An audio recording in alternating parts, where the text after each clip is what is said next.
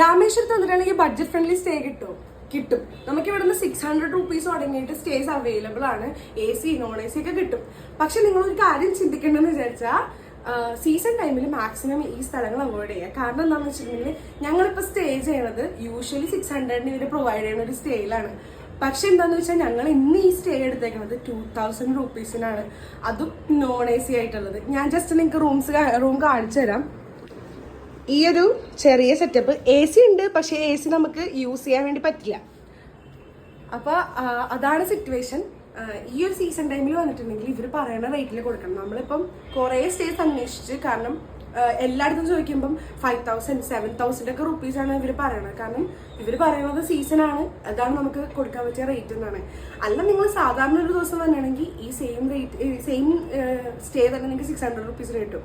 ഞങ്ങൾ ചോദിച്ചപ്പോൾ അവർ പറഞ്ഞത് നിങ്ങൾ ഇന്ന് പോയിട്ട് മൺഡേ വാ, നിങ്ങൾക്ക് ഞങ്ങൾ 600 ഈ സെയിം റൂം തരാമെന്ന് പറഞ്ഞു. അപ്പം ഇങ്ങനത്തെ കുറച്ച് സ്കാംസ് ഇവിടെ ഉണ്ട്. അപ്പം അതെല്ലാവരും ഒന്ന് ടേക്ക് കെയർ ചെയ്തിട്ട് വേണം രാമേശ്വരം ധനുഷ്കോടി ട്രിപ്പ് നിങ്ങൾ പ്ലാൻ ചെയ്യാൻ വേണ്ടിയിട്ട്. അപ്പം അത്രേ ഉള്ളൂ.